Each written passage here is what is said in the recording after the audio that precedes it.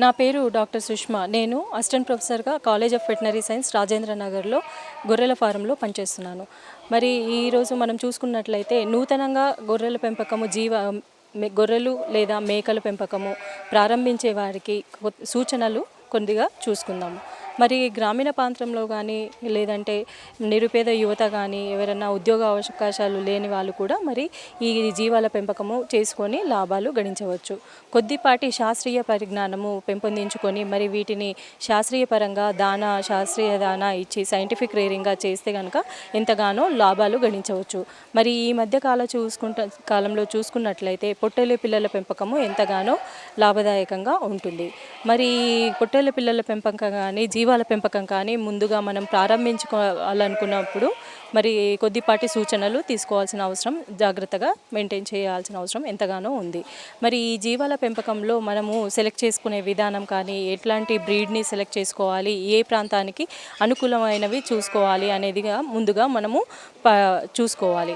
మరి గొర్రెలలో అయితే ఈ ప్రాంతానికి తెలంగాణ, ఆంధ్రప్రదేశ్ ప్రాంతాలకి అనువైనవి నెల్లూరు జొడిపి కానీ, నెల్లూరు బ్రౌన్ కానీ, డెక్కని కానీ మనకు అనుకూలంగా ఉంటాయి. మరి ఈ ప్రాంతము అంటే మన తెలంగాణ ప్రాంతంలో అది మటన్ పర్పస్ కోసము మనము మాంసోత్పత్తి కోసము ఈ జాతులను మనము పెంపొందించుకోవచ్చు.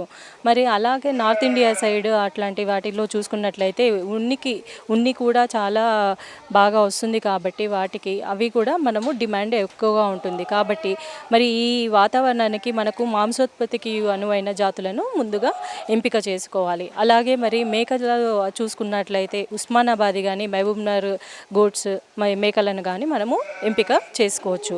మరి ఈ ఎంపిక చేసుకునే ముందు కూడా హెల్దీగా ఉన్నాయా, ఆరోగ్య పరిరక్షణగా ఉన్నాయా, మరి పిల్లల్ని కనే శక్తి ఉందా లేదా అని కూడా మనము వాటిలో చూసుకొని సెలెక్ట్ చేసుకోవాల్సి ఉంటుంది. మరి జాతి లక్షణాలు కూడా ఉన్నాయా లేదా అని కూడా మనము చూసుకోవాలి. మరి ఈ జీవాలను మనము ప్రారంభించే ముందు కూడా మనము కొన్ని కొట్టాలను సందర్శించి మరి ఎక్స్పీరియన్స్ ఉన్న వాళ్ళతో కూడా మరి డిస్కస్ చేసి మనం ప్రారంభించడానికి ముందు కొన్ని సూచనలు తీసుకోవాలి. మరి అలాగే డైరెక్ట్గా మరి సంతలలో కాకుండా మందల దగ్గరికి వెళ్ళి వాటిని హెల్దీగా ఉన్నవి అనిమల్స్ని కొనుగోలు చేస్తే మంచిది. మరి సంతలలో అన్ని రకాల జీవాలు వస్తాయి కాబట్టి అనారోగ్యంగా ఉన్నవి కూడా మనము కొనుక్కున్నట్లయితే ఆల్రెడీ అనారోగ్యం పాలైపోయి చనిపోయే ప్రమాదం ఉంటుంది. కాబట్టి కొద్దిపాటి సూచనలు పాటిస్తూ మరి మందల దగ్గరికి వెళ్ళి బాగా ఎక్స్పీరియన్స్ ఉన్న వాళ్ళని తీసుకెళ్ళి కరెక్ట్ ఏజ్ గ్రూప్ ఉన్నవి కూడా చూసుకొని మనం సెలెక్ట్ చేసుకున్నట్లయితే మంచిది. మరి ఈ జీవాలను ప్రారంభించడానికి కూడా బాగా మండు టెండర్లో కానీ, వర్షాలు అధికంగా పడినప్పుడు కానీ ప్రారంభించకుండా అక్టోబర్, నవంబర్ మాసాలలో కానీ లేదంటే ఫిబ్రవరి, మార్చి సమయాలలో కొనుగోలు చేస్తే మంచిది. మరి జీవాల పెంపకము ప్రారంభించే ముందు మనము ముందుగా చూసుకోవాల్సినది కొట్టాల నిర్మాణము, మరి అలాగే పశుగ్రాసాలు పండించుకోవడం కూడా ముందుగా మనము సెలెక్ట్ చేసి పెట్టుకోవాలి. మరి పొట్టేలు పెంపకం కానీ, జీవాల పెంపకం కానీ, బ్రీడింగ్కి కానీ మనము పెట్టినట్లయితే 100 అనిమల్స్ మినిమంగా పెట్టుకోవచ్చు. మరి ఫస్ట్ టైం అయితే కనుక 50 నుంచి 60తో స్టార్ట్ చేసుకోవచ్చు. అలా కాకున్నా కానీ ల్యాండ్ మరి మనకు ఎక్కువగా ఉన్నట్లయితే మరి 100 వాటితో కూడా స్టార్ట్ చేసుకోవచ్చు. మరి మన అవైలబిలిటీ ఆఫ్ ల్యాండ్ దాన్ని దృష్టిలో ఉంచుకొని మరి ఎక్కువగా ల్యాండ్ ఉన్నట్లయితే మనకు సాంద్ర పద్ధతి కానీ, దీనిలో 3 రకాలు ఉంటాయండి. సాంద్ర పద్ధతి, పాక్షిక సాంద్ర పద్ధతి, మరి ఎక్స్టెన్సివ్ రేరింగ్ అంటారు. సో మనం దాన్ని బట్టి సెలెక్ట్ చేసుకొని పాక్షిక సాంద్ర పద్ధత అని ముందుగానే చూసుకొని కొద్దిపాటి జాగ్రత్త చర్యలతో దానా వయస్సు మరి పశుగ్రాసాలు కూడా మరి వాటికి ఇస్తూ పెంచితే కనుక లాభాలు, మరి శరీర ఆరోగ్యం కూడా మంచిగా ఉండి మనకి అధిక పెరుగుదల ఉండి వీటిలో లాభాలు గడించవచ్చు. మరి అలాగే చూసుకున్నట్లయితే కనీసము 3 నెలల కాలం ముందే మనము ఈ పశుగ్రాసాలను పెంచుకోవాల్సి ఉంటుంది. ఈ పశుగ్రాసాలను కూడా ఈ 3 నుంచి 4 ఎకరాల ల్యాండ్కి ఒక 100 వాటికి 3 నుంచి 4 ఎకరాల ల్యాండ్ కావాలి. కాబట్టి ఈ 3 నుంచి 4 ఎకరాల ల్యాండ్లో కూడా పప్పు జాతి పశుగ్రాసాలు, గడ్డి జాతి పశుగ్రాసాలను మనము ఎంపిక చేసుకోవాల్సి ఉంటుంది.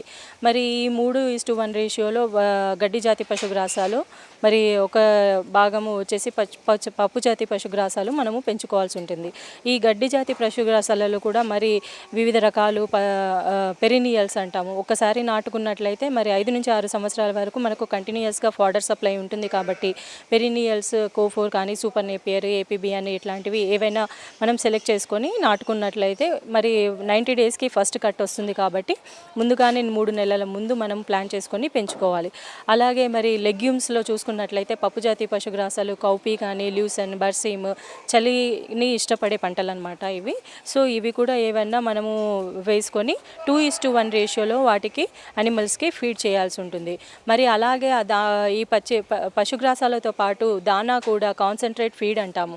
మరి వివిధ రకాల సీరియల్స్ మొక్కజొన్న కానీ జొన్న సజ్జ ఇలాంటివి సమపాలలో ఇస్తూ మరి మినరల్ మిక్చర్ సాల్ట్ చున్నీ అంటాము తౌడు అంటాము ఇట్లాంటివన్నీ మనము కలుపుకొని మనము దానా ప్రిపేర్ చేసుకొని డైలీ ఒక 150 నుంచి 200 గ్రాముల వరకు ఏ స్టేజ్కి పిల్లలకైతే క్రీపు దానా అంటాము ప్రోటీన్ పర్సెంటేజ్ ఎక్కువ ఉన్నవి అట్లాంటివి ఇస్తే కనుక కనీసము ఒక పొట్టేలు పిల్ల కానీ పెద్దది కానీ మరి 150 గ్రాములు కనీసము పెరగవలసి ఉంటుంది. సో ఈ విధంగా మరి చర్యలు తీసుకొని వాటికన్నిటికీ కూడా సమకూర్చుకొని ముందుగానే ఫీడ్ పశుగ్రాసాలు ఫీడ్ కూడా సమకూర్చుకొని మరి పాకలను కూడా ఎత్తైన ప్రదేశంలో పనికిరాని ప్రదేశంలో మనము నిర్మించుకోవాలి. ఈస్ట్ వెస్ట్ డైరెక్షన్లో పెట్టుకొని ఈ మన ఉన్న ల్యాండ్లో ఎత్తైన ప్రదేశంలో వెంటిలేషన్ చూసుకొని వాటర్ ఫెసిలిటీ ఉన్న దగ్గర మరి ఇవి పెట్టుకున్నట్లయితే బాగుంటుంది.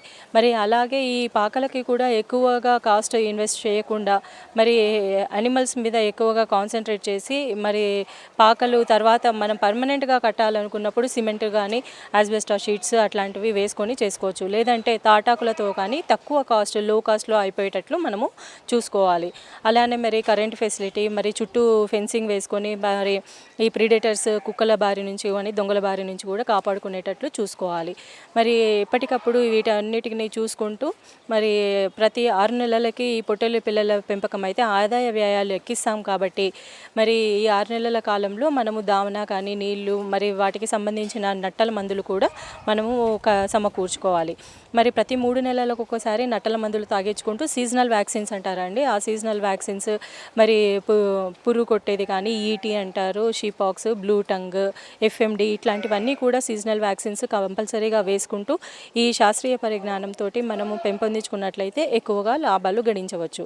మరి అలాగే ఈ సంతల నుంచి కొన్నప్పుడు డైరెక్ట్గా మందలతో కలపకుండా మరి ఒక 2-3 రోజులు కానీ బయట పెట్టి తర్వాత వాటికి నెట్టల మందులు తాగిపించుకొని మరి లోపలికి తీసుకొచ్చినట్లయితే మరి బాగుంటుంది. లేదంటే ఆల్రెడీ ఉన్న వాటితోటి కలిపినట్లయితే డైరెక్ట్గా ఏవైనా ప్రమాదము సంభవించే అవకాశం ఉంటుంది.